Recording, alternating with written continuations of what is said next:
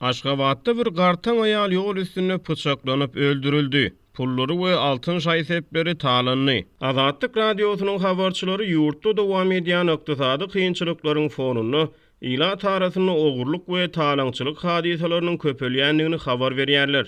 Aşgabatyň 30-njy etrapçasyny 60 ýaşly bir pensioner ayal bankomatdan pul notlaşdyrmagynyň ýa yol üstünde ilki pıçaklany soňra talanny. Waka geçen hepdäniň ortalaryna Aba Anaýew öňkü Astrowski köçesi bilen Reut we häzirki Medeniýet köçesiniň çatyrygyna gola ýerde boldy. Azatlyk radiosynyň habarçysy öz çeşmelerine salgylanyp hüjüm edilen we wakanyň bolan ýerine aradan çykan gartaşan aýalyň üstündäki altyn şaýsepleriniň içi pully gapçygynyň hemde bank kartynyň talananlygyny habar berýär. Bir näçe gün bäri pensiýa hakyny nagtlaşdyryp bilmedik pensioner aýal Astrowski köçesiniň ugrundaky Türkmenistan bankynyň bankomatyndan pul nagtlaşdyrandan soň ýygyna dolanmak üçin Astrowski köçesinden Reutova köçesiniň ikinji saglyk öýi tarapyna öwrilýär. Iki köçäniň çatyrygyna daş bolmadyk adamsyz ýerde umumy ýaşaýyş jaýlaryň gabatlaryna oňa hüjüm edilýär diýip Azatlyk radiosynyň habarçysy habar berdi. Onun bu cinayet bilen bagly öwrenen maglumatlaryna görä hüjüm edilen aýal pıçaklanýar we onun pullu gapçygy bank karty altyn gulak halkalary we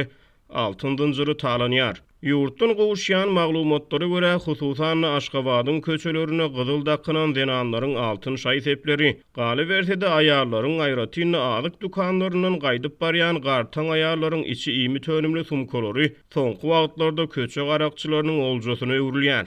Aşgabatda aýallaryň ilkinji nowatda garry aýallaryň içi döwlet dukanlaryna ýerden uly nowatlara garaşylyp satyn alynan imi tönümli sumkalarynyň talanmagy ýygjymlaşdy diýip atlandyrylmalygyny soran paýtagtyň bir ýaşaýjysy Azatlyk radiosynyň habarçysy bilen gurrundaşlykda aýtdy.